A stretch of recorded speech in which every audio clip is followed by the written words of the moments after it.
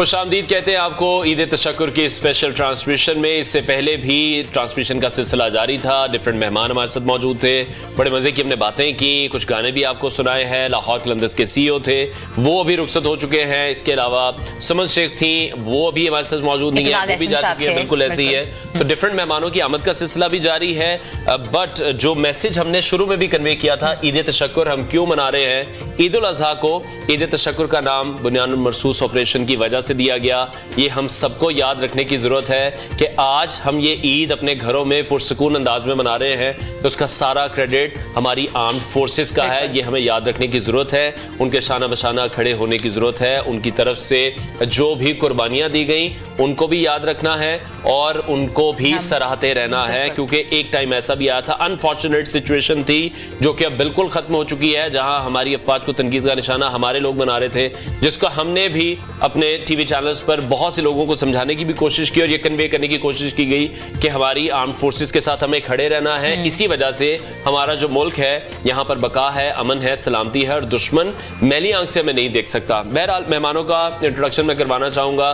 फयाजुल हसन चौहान हमारे साथ मौजूद हैं, इसके अलावा हमें ज्वाइन किया हुआ था फारिस साहब हैं, वो हमारे साथ मौजूद थे प्रोग्राम में पहले भी। रहमान साहब, उनसे भी गुफ्तगू करेंगे, लेकिन कुछ दो नए मेहमानों ने ज्वाइन किया। बिल्कुल बिल्कुल उनसे शेर सुनेंगे और उन्होंने बड़े जबरदस्त शेर हमें सुनाए हैं। दो नए मेहमान जो हमारे आए हैं उनका इंट्रोडक्शन मैं करवा देता हूं। दुआए खदीजा हैं, मिस पाकिस्तान ग्लोबल हैं, पाकिस्तान को बड़े अच्छे तरीके से रिप्रेजेंट कर रही हैं। ईद उल अजहा के इस मौके पर आज हमारे शो का हिस्सा बनी है। उसके साथ साथ शो में थोड़ा सा म्यूजिक का तड़का देने के लिए डॉक्टर ईमान असलम है, डॉक्टरी भी कर रही है बाय प्रोफेशन और बाय पैशन सिंगर है ईमान असलम, हमारे साथ शो में मौजूद होंगी। उनसे भी हम गाने बिल्कुल आप लोगों को खुशामदीद कहते हैं and welcome to the show. तो ईमान, आपका रुख करूंगी, मुझे बताएं कि ये मिस पाकिस्तान ग्लोबल का जो टाइटल है ये आपको कब मिला और इसके पीछे क्या थॉट था, and when did you realise that you are the beautiful and you can lead Pakistan? अच्छा, ये 30th को इनका लाहौर में इवेंट हुआ था और पेजेंट्री पाकिस्तान में भी न्यू है। It's only been 3 to 4 years since it started in Pakistan. हमारी जो डायरेक्टर है सोनिया अहमद, उन्होंने ये स्टार्ट किया है पाकिस्तान में। सो बेसिकली आप हर साल जो है एप्लीकेशंस ओपन होती है मिस पाकिस्तान वर्ल्ड की, एंड एनीवन कैन अप्लाई जो पाकिस्तानी है, बेशक वो ओवरसीज से हो, वो पाकिस्तान का लोकल हो। तो फिर उसमें से थाउजेंड्स ऑफ एप्लीकेशंस उनको आती हैं। क्राइटेरिया क्या होता है ये? What is the criteria? Criteria ये होता है कि पहले जब आप एप्लीकेशन फॉर्म भर रहे होते हैं ना, तो आपकी एडवोकेसी देखी जाती है कि देखें, this is not about just beauty, कि आप अगर पाकिस्तान को इतना इंटरनेशनल लेवल में जाकर रिप्रेजेंट करना है तो आपके पास ऐसा क्या है, आप क्या एडवोकेसी क्या है, आपकी स्टेटमेंट क्या है, ब्यूटी विद ब्रेन हो चाहिए, आपके मोरल्स क्या हैं। तो ये चीज़ें काफ़ी मैटर करती हैं। हमने सारा फॉर्म में फिल भी करना होता है, आपने अपनी पिक्चर्स सबमिट करानी होती हैं और फिर उस बेस पे आपकी सिलेक्शन होती है। So if you get selected you get a mail from them. Okay, anything about height, does it count? You should have इतनी हाइट, आपकी आंखें ऐसी होनी चाहिए, रंग आपका गोरा होना चाहिए, क्योंकि एक होता है ना क्राइटेरियाज होते हैं और पूरी दुनिया में मिस वर्ल्ड जो बनती हैं उनके क्राइटेरियाज ऐसे ही हमने सुने हैं। Then after that they come on the stage. तो क्या आपको किन किन लेवल से पास करना पड़ता है? अच्छा, ब्यूटी जैसे हम कहते हैं कि ब्यूटी सब्जेक्टिव, क्योंकि अगर 4 लोगों को मैं प्यारी लगूंगी तो शायद 4 लोगों को मैं प्यारी ना लगूँ, बिकॉज हर किसी की आंख डिफरेंट होती है, आंखें डिफरेंट होती है। तो वो कहते हैं beauty is in the I of beholder. तो ऐसा कुछ भी नहीं है कि रंग गोरा होना चाहिए। वी हैव सीन के मिस वर्ल्ड में, मिस यूनिवर्स इंटरनेशनल पेजेंट में ब्राउन लोग भी जीते हैं, black everyone has won. This matters.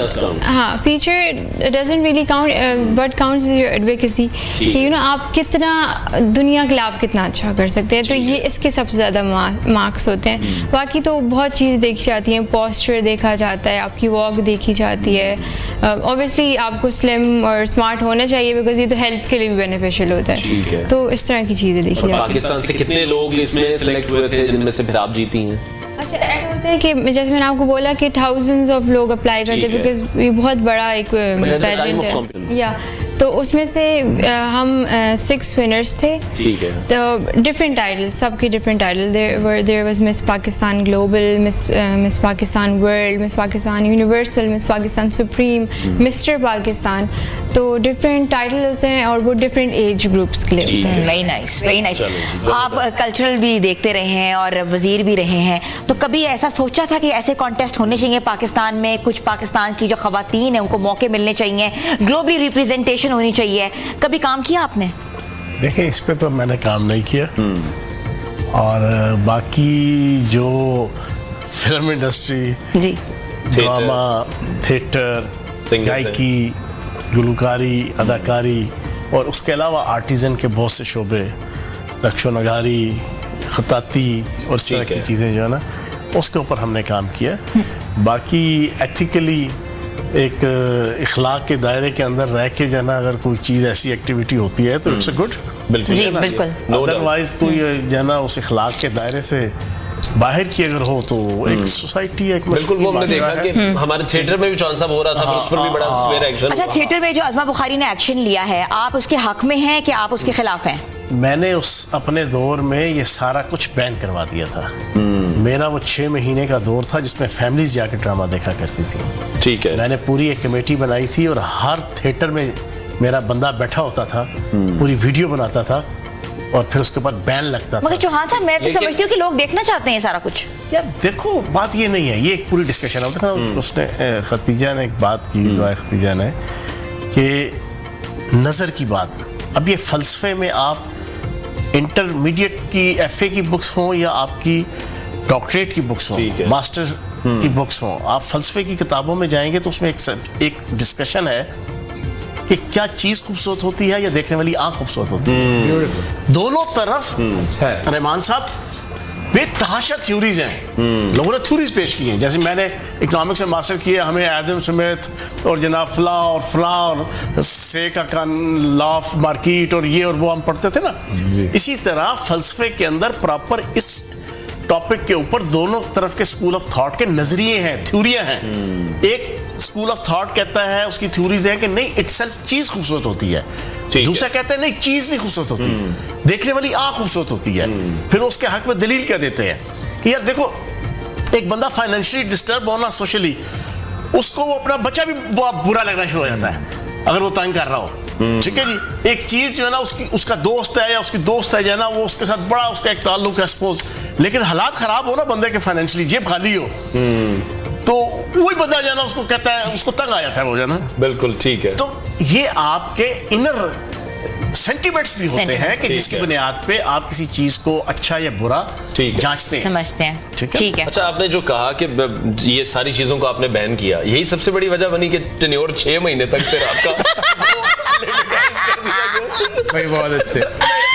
असल में वो वजह नहीं थी, जो चंगा कम कर दो, मैं पॉपुलर बहुत ज्यादा हो गया था, तानू सीधा जेल चलाया सी, अगर मेरा नहीं, वो उसके बाद कर। अच्छा ठीक है। मेरा मसला ये था, मैं हद से ज्यादा पॉपुलर हुआ था और लोग बैठे हुए थे मरकज में, फवाद चौधरी एंड कंपनी, जी, उन्होंने कान भर के ऊपर से वो एक बंदा था जो मेरी जगह जो लगा था, उसने पैसे लगाए हुए थे दूसरा बीबी को और एक बंदे को एस्टेब्लिशमेंट के 4 करोड़ पे पकड़ाया हुआ था। मैं आ गया, जिमनी जीत गए थे, मन लाओ, ठीक है ना।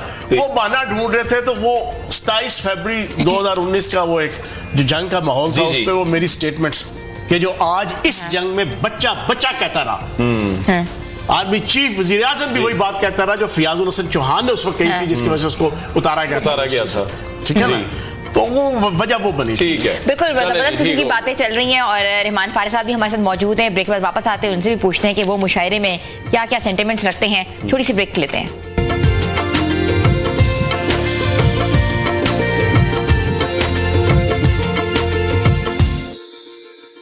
ईद तशक्कुर में आपको एक बार फिर से खुशामदीद कहते हैं। गेस्ट जो हैं हमारे स्टूडियोज में मौजूद हैं। ईद का दिन है और खुशियां बांटें, खुशियां समेटें और कुर्बानी का जो जज्बा है वो आगे फैलाएं। तो मैं रुख करूंगी फारिस। हाँ बिल्कुल, फारिस साहब का मुझे बताएं, मुशायरा जो होता है वो कितना इंपॉर्टेंट है, यूथ को आप कैसे इंगेज कर सकते हैं? जी।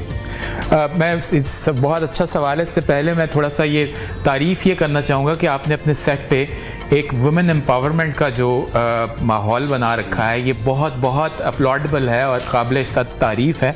आप ख़ुद अब ये देखिए इस यंग एज में पाकिस्तान को रिप्रेजेंट करेंगी। दुआ ये डॉक्टर साहिबा बैठी हैं, बल्कि ये तो मेरे शहर से हैं, बुरेवाला से, तो that's another thing of pride for me.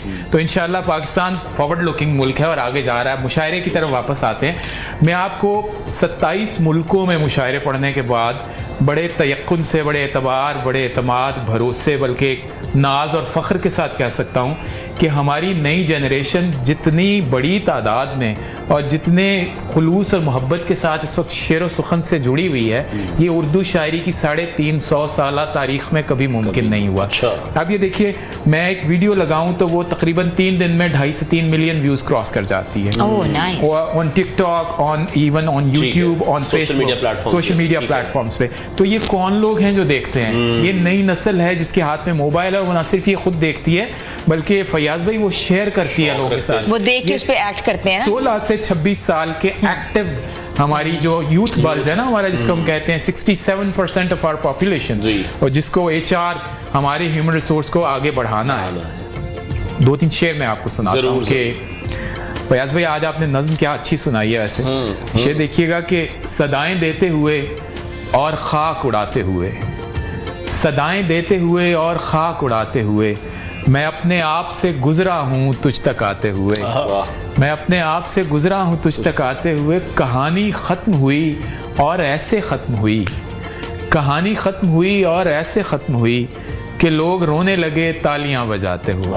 क्या बात, कि लोग रोने लगे तालियां बजाते हुए। और छोटी बहर के 2 शेर सुन लीजिए, बल्कि इस पे बहुत मज़े की बात है। लाहौर हाई कोर्ट का मुशायरा हो रहा था, तो मैंने वहाँ कहा कि हमारी एक बैचमेट है इंफॉर्मेशन डिपार्टमेंट की, तो अपने हस्बैंड को ले आई जिनका शायरी से कोई ताल्लुक, कोई इलाका, कोई वास्ता नहीं था। तो मैंने कहा कि मैं वो पहली सफ में हमने बिठाया प्रोटोकॉल देने के लिए। तो मैंने उनसे कहा कि मैं छोटी बहर के शेर पेश करता हूँ। तो अपनी उसको हमारी बैचमेट को कोहनी मार के कहने लगे, ऐदी छोटी बहन भी शेर कर रही है। हमारा छोटी बहन के 2 शेर पेश करता हूँ कि इश्क टूटा तो इस्तिखारा किया, वाह, इश्क टूटा तो इस्तिखारा किया और फिर इश्क ही दोबारा किया, और मैं तो महफिल से उठने वाला था, फिर किसी आंख ने इशारा किया। Very nice, very nice. अच्छा, एक और मैं सवाल पूछूंगी, यहाँ के दाद रसी कितनी ज़रूरी होती है? और कुछ शायर जैसे माशाल्लाह बड़े बड़े नाम है, अहमद फराज साहब, नॉर्मली दाद नहीं दिया करते थे अकॉर्डिंग टू जो सुना गया। मैंने अहमद फराज साहब की सदारत में मुझे मुशायरा पढ़ने का इत्तेफाक भी हुआ है। फराज साहब हमारे एक शायर है, मैं नाम नहीं लूँगा, वो शेर सुना रहे थे। तो फराज साहब हालत हाल में साहिब सदारत थे और माशाल्लाह 3-4 आसमान पे होंगे उस वक्त। तो उसने 3-4 दफ़ा देखा कि वो ऊँग रहे हैं, तो उसने पीछे मुड़ के कहा, फराज साहब मैं शेर पेश कर रहा हूँ। तो फराज साहब कहने लगे, तू सुनाई जा, जो शेर आएगा तो मैं देख लाऊंगा। अच्छा, वैसे एक चीज़ मैं यहाँ ऐड कर दूँ। जी, सिर्फ शायरी के लिए और शायर के लिए दाद रसी अहम नहीं होती, दाल रसी भी अहम होती है। ये दाल रसी क्या है? बिल्कुल ठीक है। प्राइवेट सेक्टर से भी और पब्लिक सेक्टर से। बहुत इंपॉर्टेंट बात नहीं है। अगर आप कहना सुक्का दाद रसी पे रखेंगे तो भाजी शायर बेचारा जरा रुल जाता है। देखिए, शायरी की किसी भी किस्म का कोई आर्ट, कोई भी आर्ट, उसको दाल रसी भी उसका शायरी की तारीख में फयाज भाई, या किसी भी फनून लतीफ़ा, मुजस्समा साजी हो, मौसीकी हो, मुसव्वरी हो या शायरी हो, आपको शायर के या फन आर्टिस्ट के साथ एक पेट भी लगा हुआ है। आपको उसकी इकोनॉमिक सिचुएशन को भी केटर करना है। पहले दरबार के साथ शायर जुड़ जाता था तो उसका एक वजीफा मुकर्रर होता था। तो गालिब ने कहा था कि गालिब वजीफा खार हो, 2 शाह को दुआ। वो दिन गए कि कहते थे नौकर नहीं हूं मैं। तो लेकिन ये है, एक स्कूल ऑफ थॉट ये भी कहता है कि शायर अगर दरबार से मुंसलिक होगा, या कोई भी फनून लतीफ़ा का एक एंकर दरबार से मुंसलिक होगा, तो शायद वो फिर उतना सच नहीं कह पाएगा। लेकिन ये एक अलग बात है, शायर को उसकी इकोनॉमी, उसकी मईशत पे भी तवज्जो देनी चाहिए। प्राइवेट सेक्टर को भी, पब्लिक सेक्टर भी ठीक हो गया। अच्छा, डॉक्टर ईमान असलम भी हमारे साथ शो में मौजूद हैं, जिनसे हमने गाने भी सुने हैं। डॉक्टर साहब बहुत शुक्रिया शो में ज्वाइन करने के लिए। डॉक्टरी भी और सिंगिंग भी, प्रोफेशन और पैशन दोनों को किस तरह से लेके चल रही है? चल जाता है उस वक्त जब आपकी थिंकिंग बन जाए ना, उस वक्त सब कुछ पॉसिबल हो सकता है। ये मेरा बचपन से शौक था। ठीक है। स्टार्ट से बचपन से इस चीज़ को कैरी करने का बड़ा शौक रहा। मेरी फैमिली काफ़ी सपोर्टिव रही, इस वजह से शायद हो पाया पॉसिबिलिटी। इसके पीछे सबसे मेन जो रीज़न है ना, वो मेरे फादर और मेरी मदर, जिसकी वजह से मेरी ये पॉसिबिलिटी हो सकी है कि मैंने सारा कुछ करना स्टार्ट किया। मगर मेडिकल के साथ इसको कैरी करना बहुत मुश्किल है, बट आई विल डू। चलो जी इंशाल्लाह। और फैमिली में पहले भी कोई सिंगर रहा या आप ही पहली सिंगर हैं? और फिर कैसे वो जो सीखने का अमल है, सीखने का जो अमल है, वो कैसे शुरू हुआ? फैमिली में कोई भी सिंगर नहीं है। अच्छा। ना कभी किसी ने गाया है कुछ। बस ये बचपन से ही, या कह लेंगे God gifted, I don't know what. ठीक है। बट मैंने जब स्टार्ट लिया था मैं बहुत छोटी थी, I think so I am in 2 class. अच्छा। तो असेंबली में बेंच पे खड़ा करके टीचर्स को बड़ा शौक होता था कि नात पढ़वा लें इससे। इवन दैट की किरात तक मेरे से करवाई हुई है। हर सेगमेंट में मुझे ना ज़बरदस्ती उन्होंने इंटर कर देना कि इससे करवा लें, इससे करवा लें। ठीक है। फिर आहिस्ता आहिस्ता ना चेंजिंग्स आती गई। मैंने जैसे कि स्कूल में 9-10 में आई हूँ, देन उसके बाद first year second year college level में आई हूँ। मैंने डिफरेंट कंपटीशंस विन किए, नात के और सिंगिंग के, नेशनल सॉन्ग्स वगैरह। तो आहिस्ता आहिस्ता मेरा शौक और डेवलप होता गया, बहुत ज़्यादा मेरे अंदर ये चीज़ आनी शुरू हो गई। फिर आहिस्ता आहिस्ता मैंने पेरेंट्स से बात करना शुरू की। अभी जैसे कि मैं यूनिवर्सिटी में आई हूँ, मेडिकल स्टार्ट किया, कॉन्सर्ट्स में मैंने सिंगिंग स्टार्ट कर दी। उसके बाद डिफरेंट सेगमेंट्स में आना शुरू कर दिया। ठीक है। हर तरह का टाखरा में मैंने, इवन दैट केस को फर्स्ट पोजीशन मैंने लिया। बट ठीक है। तो ईमान हमें क्या सुना रही हैं आज? अपना मेरा सॉन्ग है, वही इंशाल्लाह आपको सुनाती हूँ। चलिए ठीक हो गया, सुनते हैं फिर ईमान से। Thank you.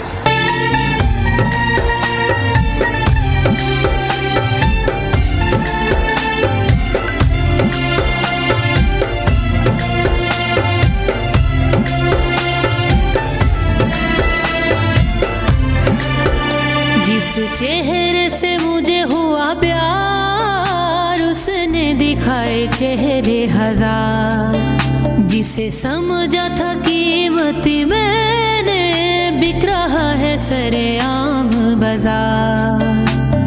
खून के आंसू में रोए काफिर जो निकल आया। मैं वो दिल हूँ जिसे तोड़ा गया, मैं वो हाथ हूँ जिसे छोड़ा गया। मैं वो दिल हूँ जिसे तोड़ा गया, मैं वो हाथ हूँ जिसे छोड़ा गया।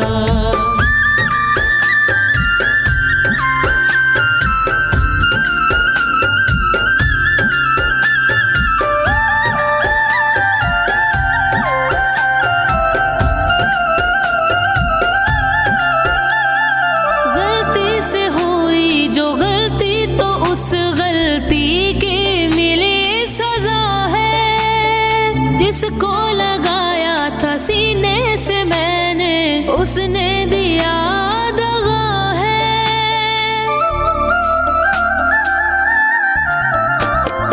गलती से हुई जो गलती, तो उस गलती की मिली सजा है। इसको लगाया था सीने से मैंने, उसने दिया दगा है, उसने दिया दगा है। हाय क्यों किया मैंने एतबार, क्यों हो गई मैं गमखार। जिसे समझा था कीमती मैंने, बिक रहा है सरेआम बाजार। खून के आंसू में रोए काफिर जो निकल आया। मैं वो दिल हूँ जिसे तोड़ा गया, मैं वो हाथ हूँ जिसे छोड़ा गया। मैं वो दिल हूँ जिसे तोड़ा गया, मैं वो हाथ हूँ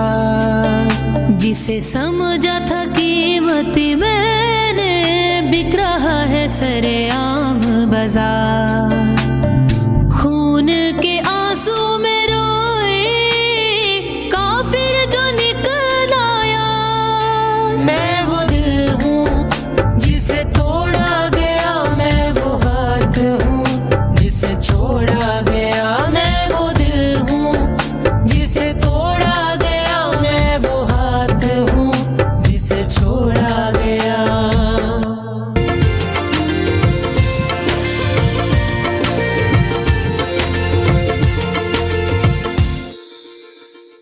ईद तशक्कुर में आपको एक बार फिर से खुशामदीद कहते हैं। ईद कुर्बान है और इस ईद को आपने रिफ्रेशिंग कैसे बनाना है, तो बनाना है आपने कोला नेक्स्ट से। ये Cola Next is a product of Mezan beverages which holds a special place with 40 years of expertise and an optional and exceptional taste. तो Cola Next is highly popular among the consumers due to its unique fizzy and refreshing taste. तो Cola next पिएं और अपनी इस ईद को मीठी, ठंडी और रिफ्रेशिंग बनाएं। बिल्कुल, जो हमारी पाकिस्तानी इंडस्ट्री है उससे हमें सपोर्ट करने की बहुत ज्यादा जरूरत है। जिस तरह से हिना ने भी कोला नेक्स्ट के बारे में बताया, तो ये जरूरी है कि जो बाहर की जितनी भी कंपनीज हैं उसके साथ साथ हम अपनी कंपनीज को भी कहीं ना कहीं हमें जरूर सपोर्ट करना चाहिए। अच्छा, ब्रेक से पहले जब हम जा रहे थे तो हमें डॉक्टर साहिबा ने गाना सुनाया, ईमान ने गाना सुनाया और बड़ा जबरदस्त गाना था। no doubt. ब्रेक पर चले गए, सारे जो हमारे गेस्ट थे वो तारीफ कर रहे थे कि ईमान का जो गाना है, म्यूजिक है, जो उनका सिंगिंग स्टाइल है वो बड़ा जबरदस्त रहा। ईमान, आपको बहुत बहुत कांग्रेचुलेशंस के करियर के इतने आगाज में इतने लोग बैठे हैं और वो आपके गाने को पसंद कर रहे हैं और उसको इस तरह से कह रहे हैं कि कोई ड्रामे का ओएसटी लग रहा है। तो ये किस तरह से इसकी वो जो प्लानिंग कॉम्पोजिशन हुई कॉम्पोजिशन थी, गाना कैसे बनाइए? एक्चुअली मुझे OST फील्ड्स में सॉन्ग चाहिए था। मैंने पहले सूफी किया था फर्स्ट मेरा, मैंने कहा थोड़ा फील जॉनरा थोड़ा टोटल ना चेंज कर दूं। ठीक है। फिर ये मैंने लिखवाया इस सॉन्ग को और उन्होंने इसको कंपोज करके दिया। ठीक है। काफ़ी मेहनत थी इस चीज़ के पीछे। तकरीबन ये सॉन्ग के कितनी देर का इसका प्रोसीजर है, तकरीबन कह लें कि 8 से 9 माह लगे इसको।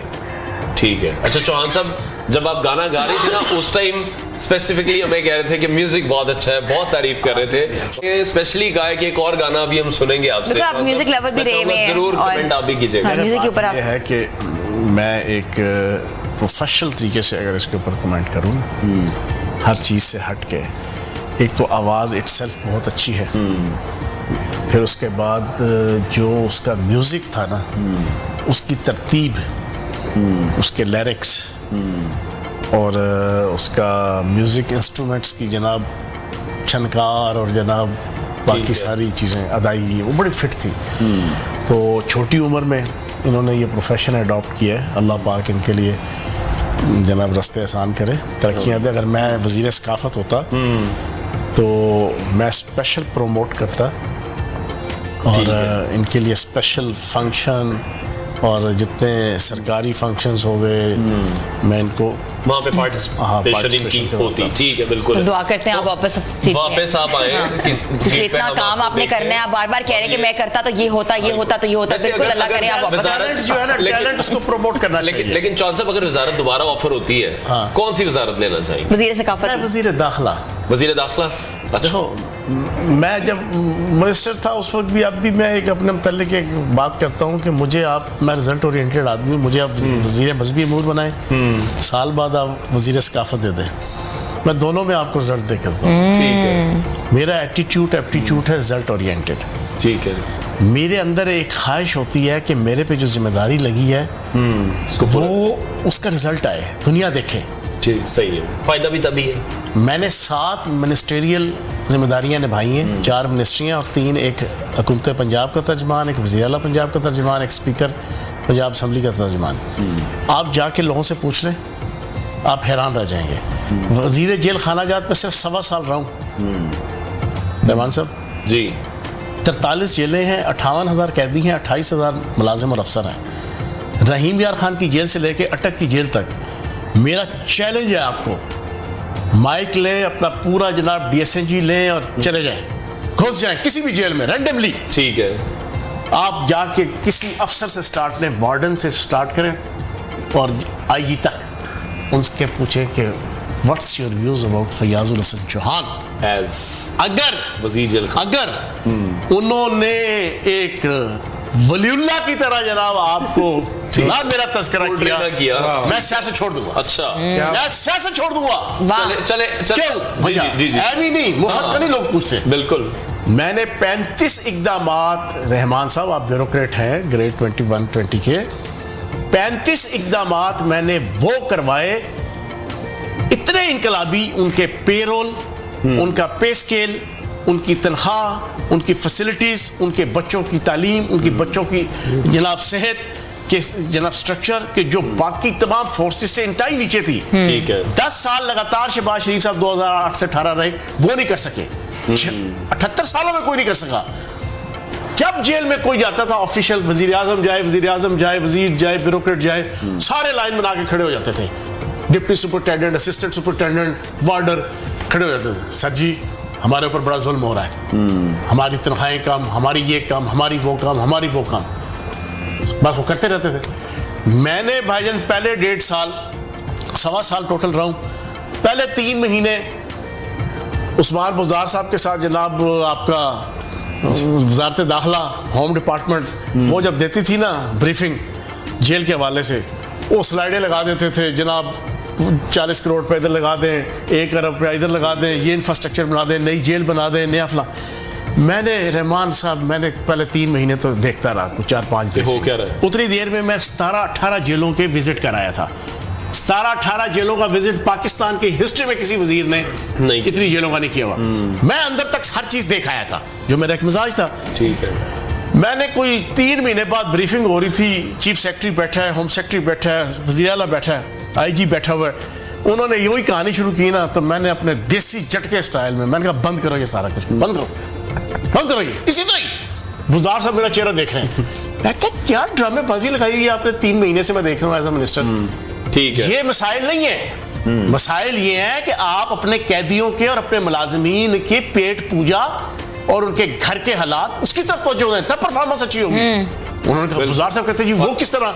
मैंने कहा बुज़दार साहब आपके पास फाइल आई हुई है पिछले 2 साल से आपके जनाब ऑफिस में, वो निकलती नहीं है बाहर, वो निकाले बाहर। मैंने फिर अगले 3-4 महीने फिर रहमान साहब जो जिस स्टाइल से फिर वज़ीर आला को भी और फिर वो इक़दामात हुए, आज वो लोग चुनते हैं। ठीक है। और इसी तरह जो मिनिस्ट्रीज हैं, इसी तरह जो मिनिस्टर्स हैं, उन्हें काम करना चाहिए, ताकि जैसे चौहान साहब ने भी खुला चैलेंज दिया है कि जी किसी को भी जाके पूछ ले, किसी को हम भी आपको एक चैलेंज दे रहे हैं। मैं रहमान साहब को पहला चैलेंज देता हूं, ये कमिश्नर है डिवीजन के, पहले चैलेंज एक्सेप्ट करें। कितनी जेलें आती हैं जी आपके नीचे? नहीं, ये असल में इशू ये है कि आप किसी भी मिनिस्ट्री में अगर उसके HR के लिए काम करेंगे तो वो तो आपकी पूजा ही करेगा। और इन्होंने ये काम किया कि वो नब्ज पे हाथ रख दिया मुलाजमीन की मईशत के साथ, उनके खानदानों की बेहतरी। रहमान साहब पुलिस का स्पाई ले रहा है 38 से लेकर 48,000 तनख्वाह। ठीक है। वो वार्डर ले रहा है जो उसी के रैंक का जनाब, वो 17,000 तनख्वाह। उसका पे स्केल जनाब 7 है, इसका पे स्केल 5 है। उसके बच्चों को जनाब आपकी मेडिकल की और सेहत की सहूलत मिलती है, कुछ और इसको मिलती नहीं है। तो भाई मेरा डिपार्टमेंट था, यानी कि उसको बैलेंस करने की कोशिश की गई। चले ठीक हो गया, ब्रेक लेने का हमें कहा जा रहा है, ब्रेक लेते हैं। ब्रेक के बाद जब वापस आएंगे एक और सवाल हम चौहान साहब के लिए हमने रखा हुआ चैलेंज है, बल्कि चैलेंज सवाल है जो हमने ब्रेक के बाद उनसे करना है। आप देख रहे हैं ईद तशक्कुर, देखते रहिए न्यू न्यूज़।